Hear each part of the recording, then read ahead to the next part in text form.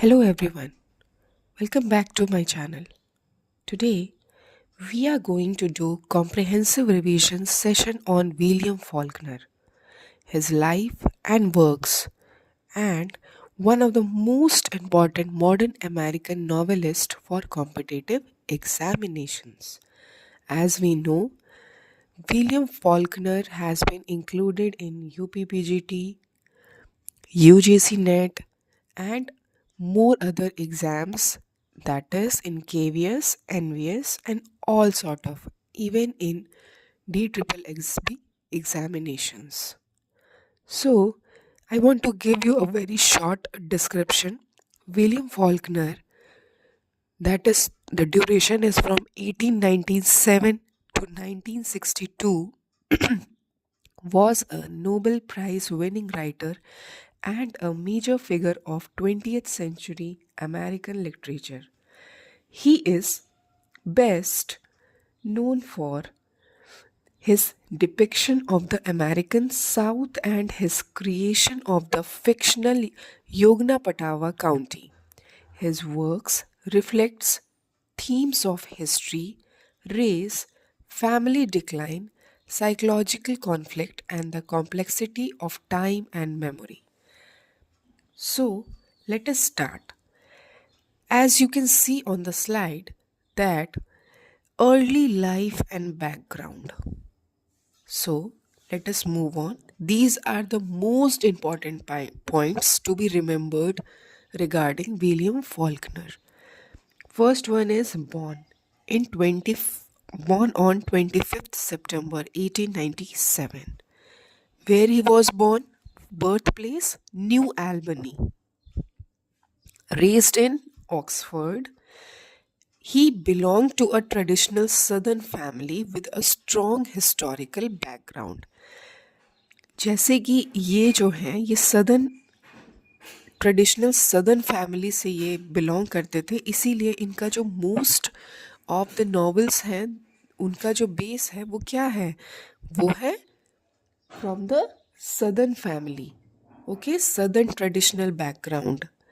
Now let us move on. By which instant he was deeply influenced?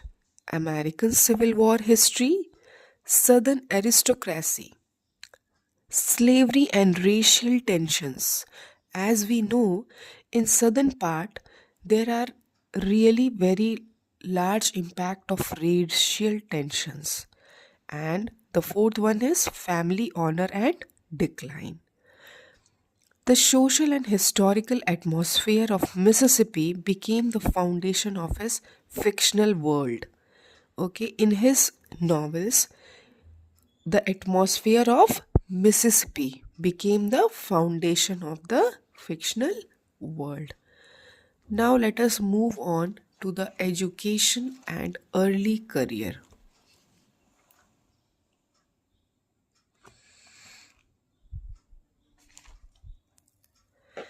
Education and early career. Joined University of Mississippi but did not complete the degree. Okay, he joined the University of Mississippi but did not complete his degree. उन्होंने अपनी degree को complete नहीं किया.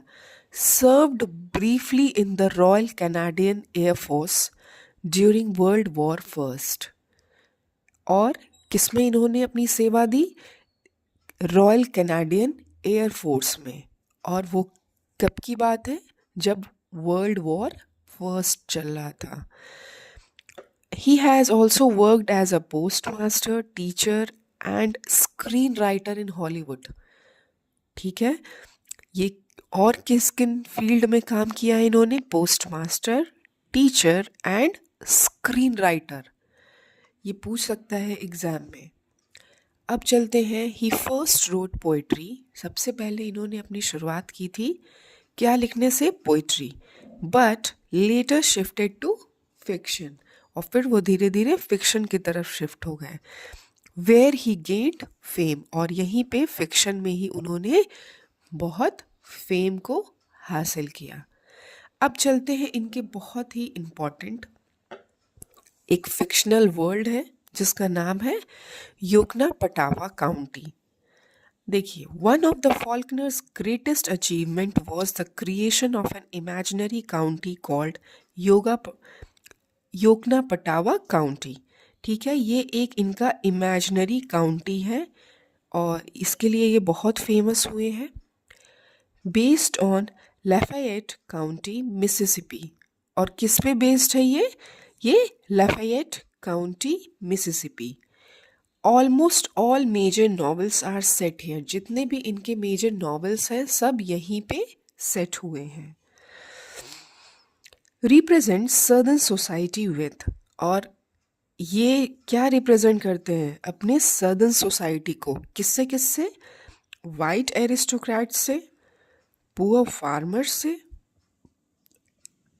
African American communities से, और जो social conflicts हैं उससे।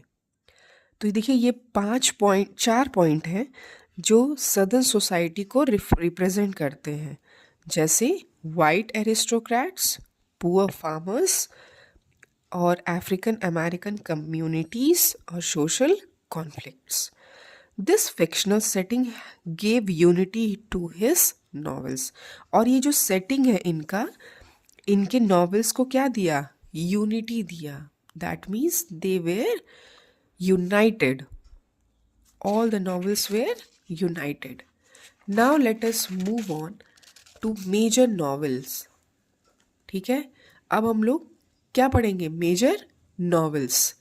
मेजर नॉवेल्स जो कि थीम और उसके टेक्निक के साथ, जैसे कि इन सब का मैंने बहुत ही डिटेल्ड में वीडियो बना लिया है।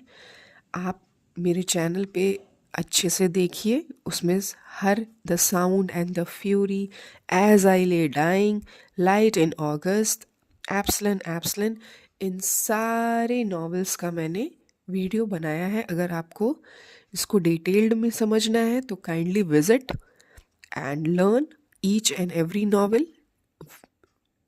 Now let us see the first one, the sound and the fury, 1929।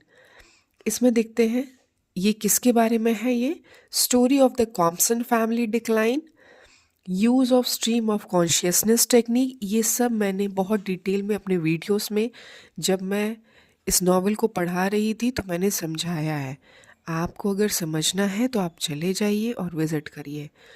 और इस पर्टिकुलर नॉवल में 4 डिफरेंट नरेटर्स हैं और इस नॉवल का थीम है time, memory, decay and loss of values.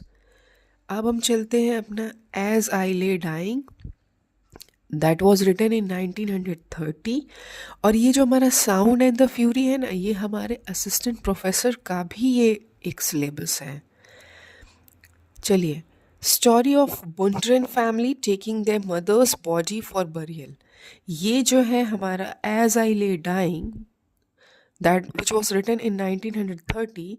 ये क्या है, किसके बारे में ये स्टोरी है? ये स्टोरी है बुंड्रेन फैमिली की, जो अपने मदर के बॉडी को बरियल के लिए ले जा रहे हैं according to her wish and going to Jefferson. और इसमें जो नरेटर्स हैं वो 15 डिफरेंट नरेटर्स हैं इस नॉवेल में। और इस नॉवेल का थीम है death, suffering, family, duty, isolation. और ये जो नॉवेल है वो क्या शो करता है? Shows psychological depth. ठीक है, अब हम चलते हैं अपने थर्ड इनके most important novel, Light in August, that was written in 1932।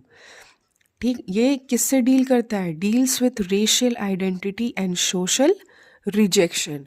ये रेशियल आइडेंटिटी और जो सोशल रिजेक्शन है उससे डील करता है।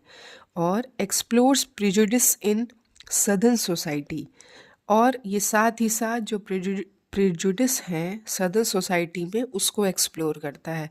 आप इन नॉवेल्स को डिटेल में मैंने पढ़ाया है, आप पढ़िएगा, आपको बहुत मज़ा आएगा। अब जो है हमारा most important Absalom, that was written in 1936। इसमें जो है ये कॉम्प्लेक्स नैरेटिव स्ट्रक्चर है, स्टोरी ऑफ थॉमस पेन। इनका मैंने एक माइंड मैप भी बनाया है इस नॉवेल का, आप उसको विजिट करिए, आपको एक एक कैरेक्टर के बारे में पता चलेगा। और इसमें जो थीम्स है वो southern pride, ambition, racial guilt और डाउनफॉल, इन सारी चीज़ों का बहुत ही प्यारा ये नॉवेल है। आप जो पढ़ेंगे तो आप ऐसा लगेगा आप किसी फिल्मी दुनिया में पहुंच गए हैं। चलिए, अब कुछ इन्होंने शॉर्ट स्टोरीज लिखा है, और जो शॉर्ट स्टोरीज हैं, Faulkner was also great short story writer. ठीक है, वो राइटर भी थे शॉर्ट स्टोरी। और इम्पॉर्टेंट स्टोरीज जो हैं उनको उसके तरफ बढ़ते हैं हम। सबसे पहला है अ रोज फॉर एमिली, और इस स्टोरी में गोथिक एनिमल एलिमेंट्स का यूज़ किया गया है, theme of decay and isolation का यूज़ किया गया है, और इसमें जो सिंबल है वो ओल्ड साउथ डिक्लाइन का है। ठीक है, मोस्टली जो विलियम फॉल्कनर जी का जितना भी नॉवेल है, शॉर्ट स्टोरीज है, that all are based on southern background, because he belonged to southern background and he was impacted with that environment. और इसमें इनका सेकंड शॉर्ट स्टोरी है वो बर्निंग है, और थर्ड है ड्राई सितंबर। ये मोस्ट इम्पॉर्टेंट शॉर्ट स्टोरीज हैं। अब चलते हैं कि इनके जो लिटरेरी स्टाइल एंड टेक्निक्स हैं।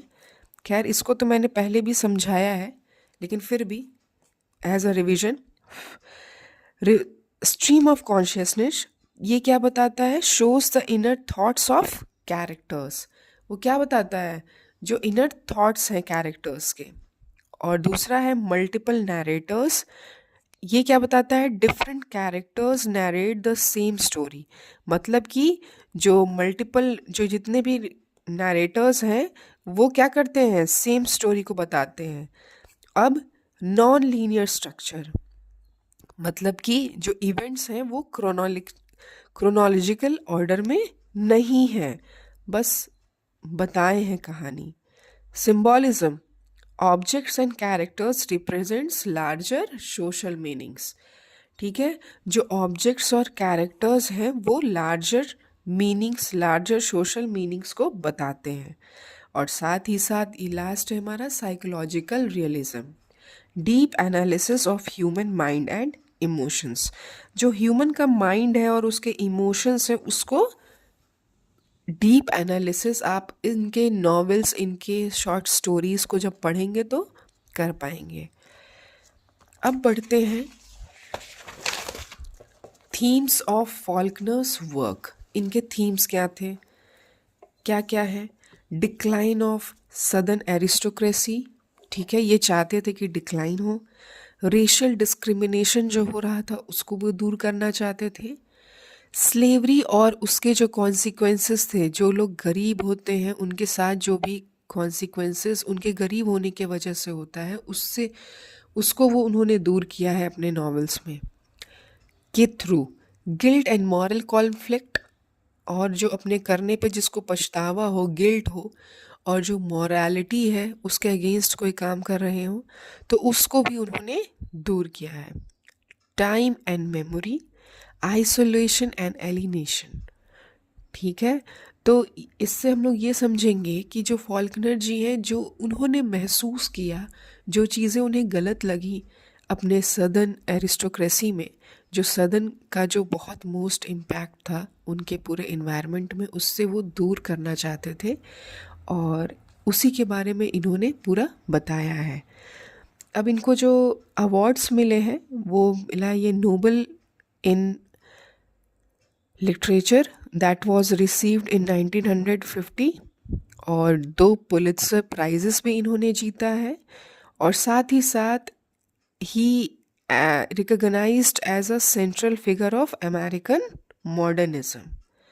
ठीक है, और इनकी जो डेथ है वो 6 जुलाई 1962 में हुई, बायलिया में, मिसिसिपी, यूएसए में। और किससे इनकी मृत्यु हुई? Died of massive heart attack. तो मेरे हिसाब से I had tried to give you the most important points.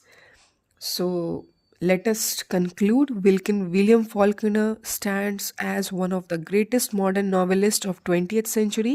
His complex narrative style and deep psychological insight transformed the art of fiction. His major works like The Sound and the Fury, As I Lay Dying, Absalom, Absalom are frequently asked in competitive exams, especially for their themes, characters, and innovative techniques. And Faulkner's contribution to literature was recognized with Nobel Prize Literature in 1949, which established him as a global literary icon. And let us know that things that should be remembered regarding exam is Nobel Prize. Okay, Yoga Patawar County, that was his fictional setting, stream of consciousness technique, and themes of southern decay and human struggle. And if you found this revision helpful, don't forget to like, share, and subscribe for more English literature exam content. See you in the next session, and in next video I will discuss all the important questions regarding William Faulkner. So keep watching, keep learning, keep growing. Thank you.